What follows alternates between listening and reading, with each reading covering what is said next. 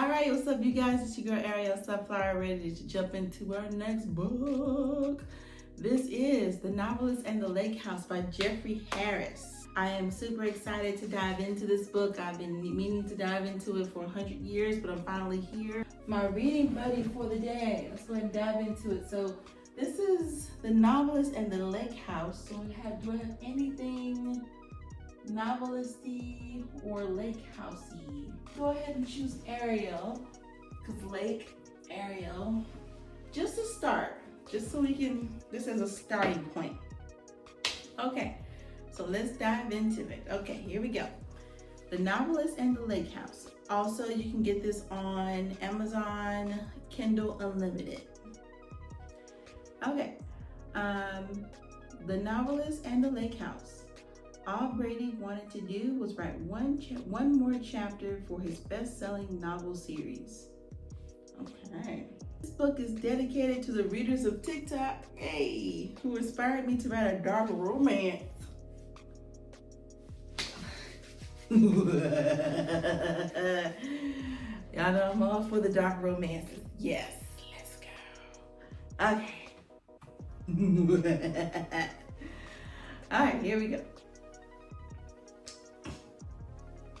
Okay, chapter 1. It was a hot day in the middle of July.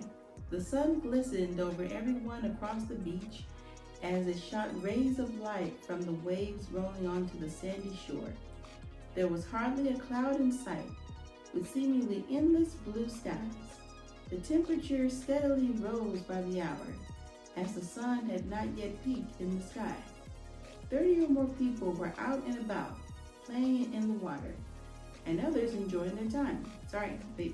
In the water and enjoying their time. Others lay on the beach, working on their tans, simply relaxing in the light, or sitting under umbrella stands and enjoying the shade. A nice breeze would rip through from time to time. The breezes would feel incredible to those splashing about or swimming in the ocean. Just a short distance from the others, a dazzling-looking woman lay on her towel, relaxing under the sun. She was the average height and weight for a woman in her mid-20s, wearing a thin, shiny, blue two-piece bikini. She appeared relaxed, as if she had no worries about the world weighing her down. She leaned up and peered out across the sparkling ocean, as if waiting for someone to return from the water at any moment. Moments later, she lifted her sunglasses, revealing her emerald eyes. Her strawberry blonde hair brushed past her shoulders. She saw the man she was waiting for rising from the water. The man was in his late 20s, possibly early 30s, standing at 6 feet 3 inches, with wet dark-colored hair falling down the back of his neck. He marched towards the woman, watching with lust in her eyes. He marched towards the woman, watching with much lust in her eyes. She appreciated the exposed new tan. After being soaked by the ocean, he wore red shorts, and revealed much of a bulge he had down below. Okay. It caught her eyes and filled her thoughts with sexual desires. The closer he got, the more she could see the chiseled abs and the lean muscles. His dark brown eyes fell on the stunning beauty glistening in the sunlight. His eyes traveled from her nicely shaped legs, the curve of her thighs, and led the way to her voluptuous breasts hidden within her bikini top. She smiled at him as he approached her. Water was still running down his body just before he got to his knees and came face to face with her. I love it when you're wet. Do I need to bring Blanche into this thing? I know we ain't. Who's on? Look, I'm gonna keep, okay, so for those that don't know, Blanche is my go-to to help me get through all my spicy seeds. So we don't need her just yet, but she's on standby. Okay. Wait. Okay. I love it when you're wet, she said softly while leaning into his left ear before running her lips down the side of his neck, tasting the wet, salty water on his skin. I'm always wet for you, baby, he replied, taking her lips against his with a fiery passion. It was like these two hadn't been together for 3 years. It was like the first kiss that led to their first long night of steamy, unforgettable sex. He grabbed her under the ass while his tongue was in her mouth. He said, okay, first off, y'all are about to get caught. Y'all are about to get kicked off the beach because y'all about to get kicked off the beach. He sat her on his lap, where he began to rise ever so slightly at the feel of her on his lap. They both easily got lost in the moment, forgetting they were not alone and just a short distance from others off the beach. I'm telling you, they're going to have to get kicked out of here. However, their brief, passionate kissing ended when they both stopped and looked around to the surprising sound of a doorbell ringing. The sound of the ocean, the feel of the heat and the breeze that blew off the pounding waves. The sound of the people swimming and socializing, and the fiery passion between these two madly in love flew from his mind. Everything he was writing was interrupted by the constant, wait. Oh, okay, wait. So, ooh.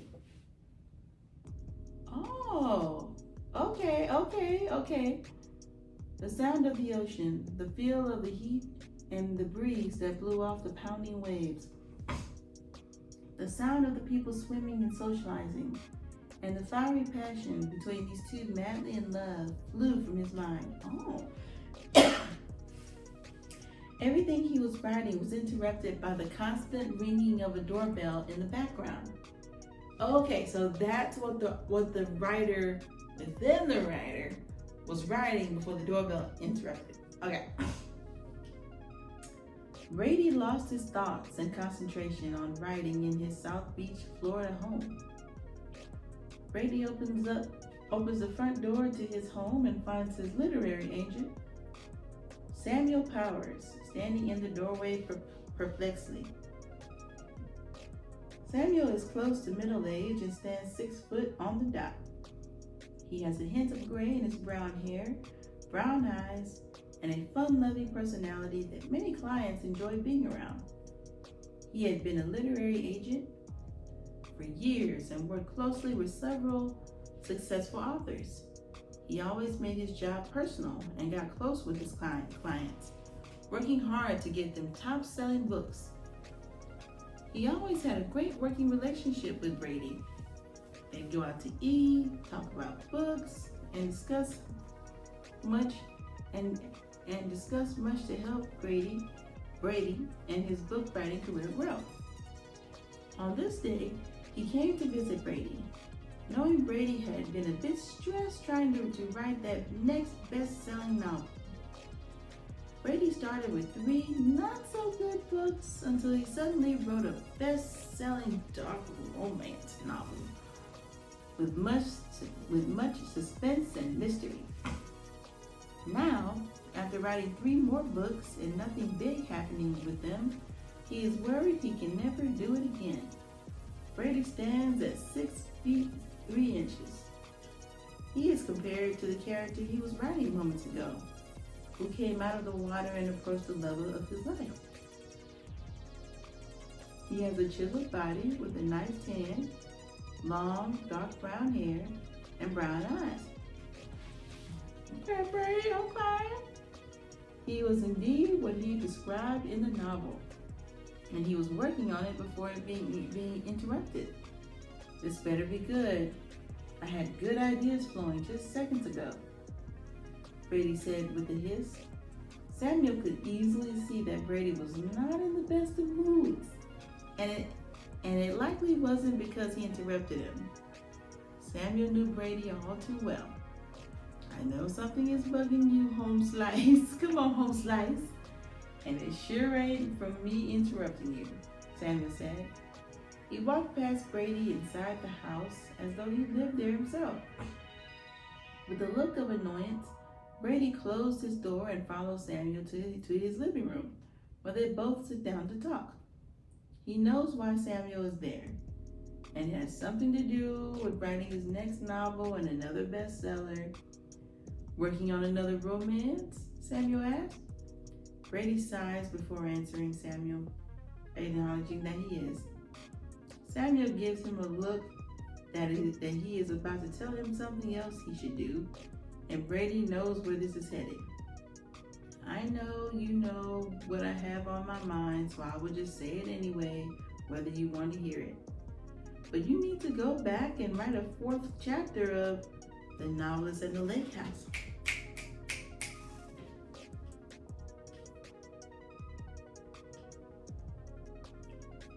Yeah.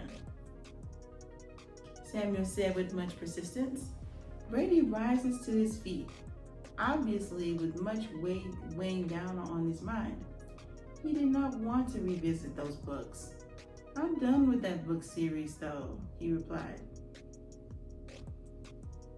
He gave Samuel a look of wanting to find something else to write about, to move on and find another constant. Done? My friend, you are just scratching the surface with that series. Do you not understand how difficult it is to write a series where each chapter sells better than the previous? Samuel said excitedly. All 3 of your best-selling novels came from that series. The 3rd in the series sold better than the first 2. Come on, Samuel. I know what's sold. I want to write something different. Something else that could be a bestseller, Brady replied, with stress. Man, I don't get it. Why are you so stressed? Why are you so down about this? Bruh, you wrote 3 bestsellers so far in your life. You are making great money, and your name is out there. What more do you want? Samuel asked, with confusion written all over him. You don't get it. I don't want just 3 bestsellers or them to just be in one series of books. I want all my books I write to succeed and be bestsellers, Brady explained. Samuel chuckled, shaking his head in disbelief. Listen, I understand. You're much like a competitive athlete who doesn't want to win just one championship, but wants to win one yearly, or be the guy you must beat to win. Hey, I get that. But you wrote 15 books.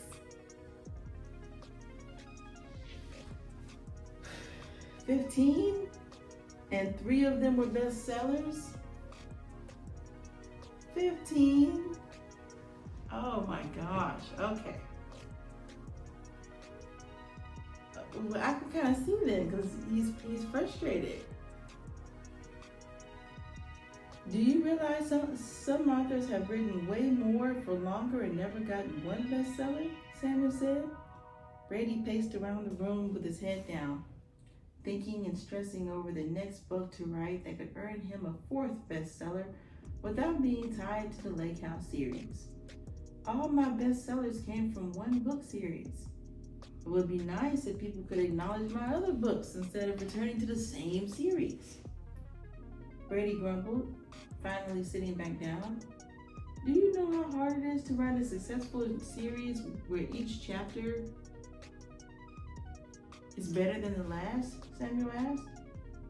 I understand that, but I want all my books to be big hits, Brady replied. Some of the most successful writers, singers, actors, and even athletes don't have big hits or championship seasons every year, or with every movie or album that is put out. Listen, Brady, your other books are good. Those were basic love stories. But when you wrote The Novelist and the Lake House, those dark romances struck gold. Readers ate them up and demanded a sequel after the first movie was made based on those books. Face it, your dark romance writing is superb. And that, my friend, is what you stick with. At least for right now. Samuel explained. Brady stands back up and goes to pacing around the living room as though he were thinking, perhaps running the idea of writing a fourth part to the Lake House series. Let's face it, Brady, you're not done with the series as much as you want to be. You have left many readers with what is next to happen to the main character Stan. Does he finally end the madness by killing each woman he falls into obsession with?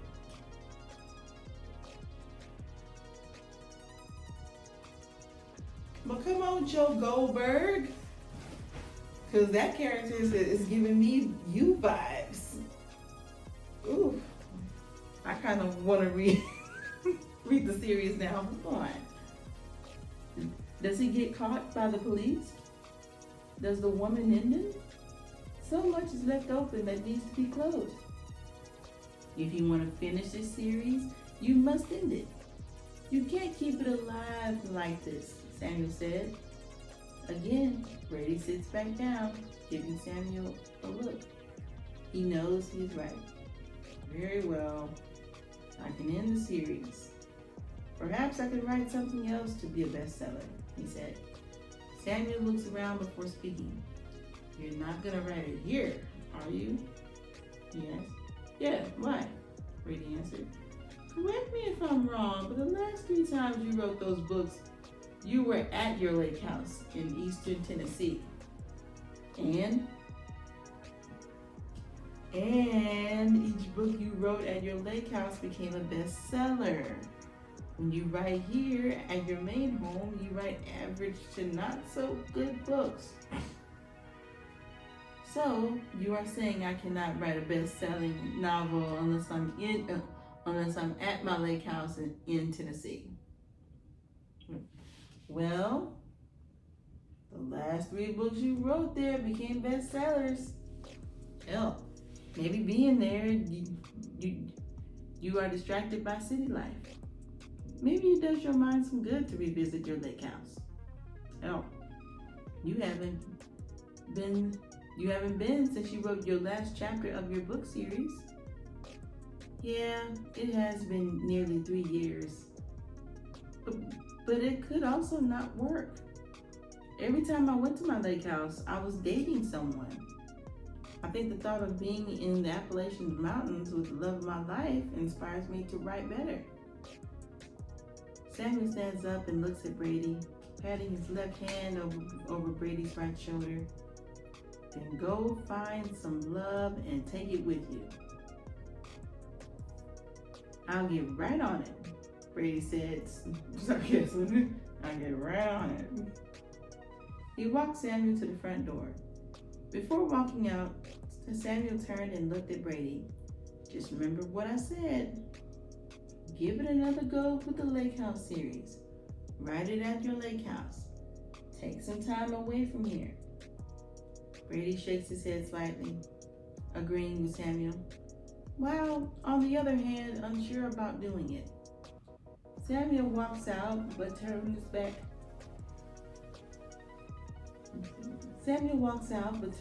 around one more time to face Brady before he closes the door. Brady knows he has something else to say. Next time, offer somebody something to drink. Take care of yourself and get away from here for a while. Samuel walked towards his vehicle, and Brady closed the door and scanned the room, thinking about what Samuel told him. He knew he had received many emails and fan mail about writing a conclusion to the Lake House series. Brady sat at his computer, figuring out where to start with his 4th book. He contemplated the beginning of a new book while remembering how he ended the 3rd book, the same way he finished all his books. The main character, Stan, leaves his lake house alone with a bloodstained memory of what he had done for a 3rd time. Do I want to do this again? Is it wise to write about him doing the same thing for a 4th time? Is it time for him to get caught? Or could it be time to have his 4th love in him this time? Again, I'm feeling Joe Goldberg. Let's see. Or do I write him off into the sunset? Brady thought to himself. He sits back in his chair, brainstorming, while his eyes casually scope the office. His eyes fell upon his bookshelf, beholding all 15 books he had written over the past 10 years. That's a lot of books in 10 years, though. And you doing like a year and a half? I mean, a book and a half a year? He's not wasting any time. He made eye contact with his 3-book series that became bestsellers. While staring at the 3 books on the shelf, he could hear the sounds of passionate moaning before the sound transitioned to a woman screaming for her life, and a man's voice thundered, "You wanted to be here forever and ever. Now you have your chance." Nah, this man is more serious than Joe Goldberg. Joe Goldberg, had a tinge of like romance to him. This guy is, although Joe Goldberg was kind of messed up too, I'm not gonna lie, but this guy, Stan the man, has got a plan. He ain't messing around. Okay. Finally, Brady snaps out of the deep thought he was trapped in. It takes him back to his first bestseller. He checked over what he had written so far on the romance novel he was working on before Samuel showed up and interrupted him. He scrolled through what he had so far while peering back at his bookshelf again. His mind recalled the first book he had written at his lake house. The lake house was initially small back then. It was something he saved up for after selling several books, and he was lucky that one of his books, which may have sold poorly, was turned into a movie. He took the money he made and bought the property there in the Appalachian Mountains of East Tennessee. When his first bestseller hit and was made into a movie, he had way more money and was able to build more onto the lake house. He remembered when writing the first book of the successful series, and the first love of his life was there to share the moment with him. He can still remember how great she smelled, the taste of her sweat when they made love, the long straight blonde hair that fell past her shoulders and down her back, her blue eyes, the athletic build she supported, the shape of her hips, the warmth of her thighs. Once again, he snaps out of this memory, trying to reflect on what is in front of him now. Another novel. Sarah, you don't even like this new novel that you're writing with the couple on the beach. Put that down and go back to the lake house. That's where it's at. Something he feels could sell just as well as his book series. You do you though, because I feel like he's forcing it. I feel like he's forcing it for this new book to work out, and his heart isn't truly in it. Another novel. Something he feels could sell just as well as his book series. I'll stick with this and finish it, he mumbled, looking at his bookshelf.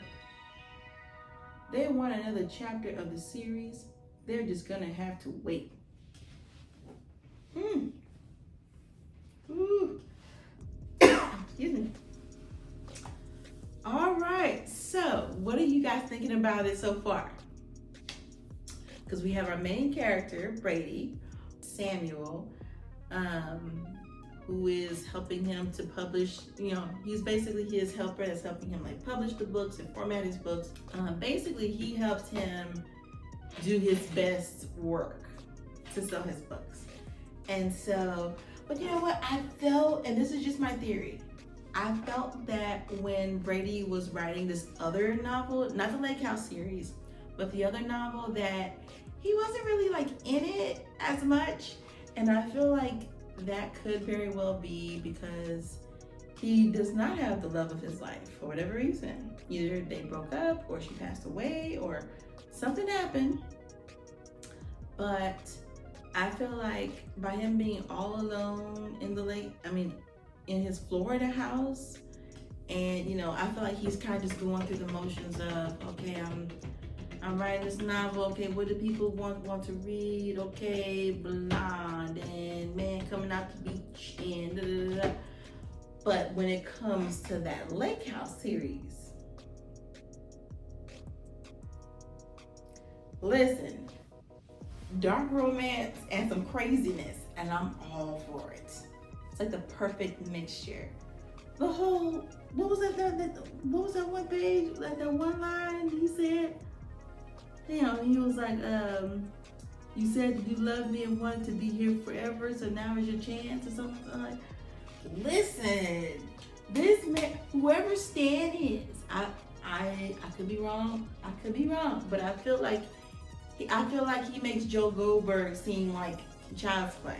Okay, but I'm also interested too, because it's like, is he really in love with these women? Is he obsessed with them? What's going on? But yeah, so that's chapter 1. So join me for the next chapter, which is chapter 2, on our next video.